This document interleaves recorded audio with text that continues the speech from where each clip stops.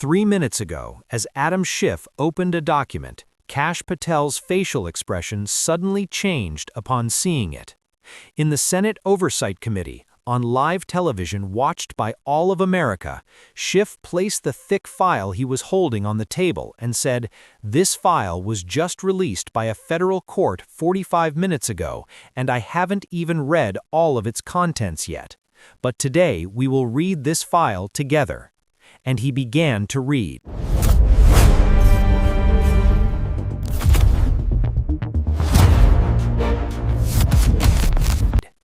This live broadcast was a broadcast with no preparation or script, where only raw facts were presented. Kash Patel was stunned into silence, because he had no idea what was in that file. More accurately, he knew, but he didn't know what Schiff would find. On every page, Patel seemed to collapse and his face turned red. An FBI director was about to fall into the worst possible state live on air. Let me tell you this, what happened this morning was not an ordinary trial. This is a real-time revelation, a collapse, a conviction. If you also want to see why an FBI director panicked live on air, and why Schiff couldn't hide the astonishment of everyone in the room with every word he read, watch this video to the end. Because every page Schiff read exploded like an endless bomb. Now, I would like to tell my valued viewers the story from the beginning. January 27, 2026, 10:15 a.m. The Senate Committee on Oversight and Accountability convened. Their agenda is the FBI's handling of the Epstein files. But no one predicted that something different would happen today. At 10:03 a.m., news broke. The Federal Second Circuit Court declared an 847-page witness statement from the Epstein files in the public interest. There was no prior information. This news was announced suddenly. This file had been kept closed for years. The FBI couldn't reach her. Patel couldn't see. But a judge, at the request of a prosecutor, opened the file to the public at 10:03 that morning. And Adam Schiff took the PDF of that file. When Kash Patel entered the salon, he hadn't heard the news yet, and the lawyers were also unaware. No one had told him. Patel, as usual, thought he was in control. Patel sat down at the witness table, as he always does. He adjusted his microphone. He put the water glass on the table. He was preparing for the hearing in a normal way. The first 30 minutes went normally. Questions, answers, documents. There was nothing that put Patel in a difficult position. At 10:47 a.m., the committee chairman gave the floor. Mr. Adam Schiff from California. Schiff stood up, and in front of him was a thick, newly printed file of 847 pages. When Patel saw the file, he frowned. He looked as if to say, "What is this?" But there was nothing for him to worry about yet. "Director Patel," Schiff said, his voice calm, "I'm going to read something to you. This morning at 10:03 a.m., a witness statement released by the Federal Second Circuit Court. Witness Code EF 2011-0847. Witness name Rachel Morrison."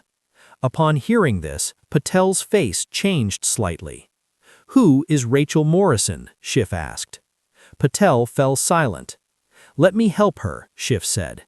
Rachel Morrison was Jeffrey Epstein's personal assistant between 2009 and 2011. He would arrange all his appointments. He knew all his guests. In 2011, he gave 847 pages of testimony to the FBI. Schiff opened the file. "I will be reading this expression with you for the first time now." And he began to read. Page 1, Rachel Morrison's statement. March 14, 2011. Question: Ms. Morrison, when did you start working for Jeffrey Epstein? Answer: I started working in October 2009. Question: What was your job? Answer: I was his personal assistant. Appointments, travel, guests, everything was my responsibility. Schiff turned the page. Page 2. Question. Let's talk about the guests. Who used to visit Epstein's house? Answer. A lot of people. Businessmen, politicians, celebrities. Question. Do you remember their names? Answer. Yes, I would write down the visitors in a notebook. Schiff stopped. He looked at Patel. Director Patel, is Rachel Morrison's notebook still with the FBI? Patel was speechless. I can't discuss the file contents here. Answer the question, Schiff said. Is the notebook at the FBI? Yes, Patel said quietly. Has the notebook been made public? No. Why? Silence. Schiff turned the page. Page 12. Question. Are there any guests you remember in particular? Answer. Yes, some would come a few times a week. Schiff continued reading. November 17, 2009. Bay X has arrived. It's 7:30 p.m. to have a private meeting with Epstein. I know Mr. X. He's a famous CEO. I used to see it on television. That night he had a young girl with him, maybe 16 or 17 years old. Bay X and the girl went upstairs with Epstein. They left at 11:45 p.m. The salon fell silent. The Schiff stopped. Director Patel, who is Mr. X? I can't explain the codes in the witness statements here. It's not possible. I'll explain, Schiff said, because in the footnotes accompanying the court decision, Mr. X is identified as Thomas Whitmore, CEO of Whitmore Technologies. This was a bombshell.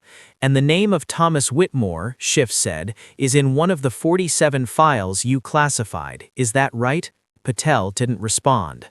Schiff turned the page. Page 34, December 8, 2009. And here, if you also want to see how shocking this statement is, subscribe to our channel and turn on notifications, because things are just getting started. December 8, 2009. Bay Y came. He's a very well-known politician, senator.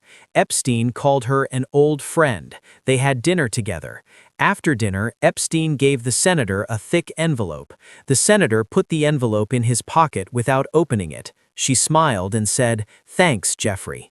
The Schiff raised his bow. A senator received an envelope from Epstein. What was in that envelope, Director Patel? I can't speculate. Para, said Schiff. According to the footnotes, Rachel Morrison later learned that each of those envelopes contained $50,000 in cash.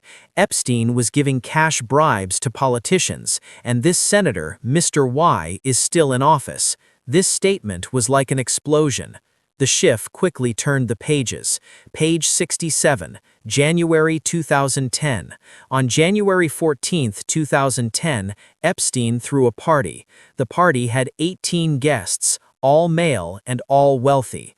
I prepared the guest list: 3 senators, 2 CEOs, a judge, a Hollywood executive, and 2 hedge fund owners, and 8 young girls. They are all between 16 and 19 years old. There was drinking and music at the party. Then everyone went upstairs. I'm stuck down here, but I heard the voices. Schiff paused, his voice trembling. 8 young girls. 8. And these men, these strong men, they... Schiff couldn't finish the sentence, because there was no need to complete it. What was happening was clear. Director Patel, Schiff said, his voice now sounding angry. Who were these 18 guests? Where are their names? Patel's hand trembled. Dear Senator, this information is protected. No. Schiff slammed his fist on the table. This information is real, and you buried it. Schiff quickly and uncontrollably turned the page, and he was now in shock as well. Page 128, March 2010. Mr. Z arrived. I recognized him because I had seen him in the newspapers. He's a very wealthy businessman. He had a private meeting with Epstein. After the meeting, Epstein told me, Mr. Z is going to make a new investment, $10 million, but this investment won't be recorded. I don't know where that money went, but Epstein knew. For the explanation, bribery. And Mr. Z, according to the footnotes, is currently a member of a cabinet. The people in the salon were in shock after shock. The Schiff turned the pages faster. Now he was choosing and finding the heaviest ones. Page 247, June 2010. Epstein showed me a document. The document was a contract, but it's a strange contract. There was a name at the top, Senator Richard Hayes, a number underneath, $500,000. Epstein said, "This is our insurance. Hayes is now our man." I was scared. It was like a threat document. The Schiff left the document on the table. Senator Richard Hayes. He's currently in this room and was Epstein's man. A Republican senator stood up and shouted, "This is a lie." It's not a lie. Schiff held the file up in the air. This court document, the witness's testimony. Schiff took a deep breath. Then he came to the heaviest page. Page 483, October 2010. The sound slowed down, because what he was reading was very heavy. There was a 15-year-old girl named Maria. Epstein brought him. Mario was standing there looking very scared. That night, there were 4 famous men, all powerful and wealthy individuals. Maria went upstairs. I heard downstairs. I heard the sounds. Maria was crying. The next day, I didn't see Maria at all. I asked. Epstein said, "That's no longer our problem." A silence, like the silence of death, suddenly fell. Schiff wiped his eyes. He was crying. "Maria," he said, 15 years old, and lost. "Director Patel, did you call Maria?" Patel said nothing. "Did you call Maria?" Schiff shouted. The investigation details. Maria lost." Schiff jumped to his feet. "A 15-year-old girl, and you didn't call her." The Schiff has reached the last page. Page 847, Rachel Morrison's last words. "I'm giving this statement because I can't stay silent anymore. I must tell you what I saw, but I'm afraid. Epstein told me, if you talk, we'll find you. I trust the FBI. Please protect me. And please, find those girls." Schiff closed the file.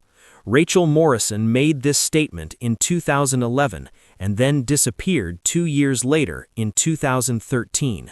The FBI couldn't or deliberately didn't protect him. Schiff looked at Patel. "You, Director Patel, said you were protecting Rachel Morrison, but he's gone. You said you were looking for Maria, but it's lost. You said you were working for justice, but 847 pages of truth were hidden for a full 15 years. The Schiff tilted forward. "And now I ask, why?" Patel opened his mouth but couldn't say anything. So Eli went to the water glass but couldn't drink any water. Patel tried to get up. His knees gave way. He sat down again. Patel stammered. "This expression, this is real," Schiff shouted. 847 pages of truth, and you hid them." Schiff made his final move. "Mr. Chairman, I am submitting a motion. Rachel Morrison needs to be contacted urgently. Maria needs to be called urgently. Let every noun in this statement, every Mr. XYZ be deciphered, and Kash Patel be arrested immediately." "I support it," shouted at least 8 senators. And here, click the like button on the video, because this moment went down in history. Patel collapsed. It completely collapsed. His head fell on the table. Her hands went to her hair and she cried. I just received instructions," he said, his voice muffled. "From whom?" the Schiff shouted. "From the White House." A huge explosion. The entire hall stood up. Democrats shouted. Republicans were stunned. "The White House?" Schiff repeated. "Did the White House order you to conceal Rachel Morrison's statement?" Patel nodded. He was crying. The vote was taken. The suggestion was accepted. Patel was escorted out of the hall by security guards after being fitted with handcuffs. In 2 hours, #Rachel Morrison is trending worldwide. Within 4 hours, the search for Rachel Morrison began. Within 6 hours, a national search alert was issued for Maria.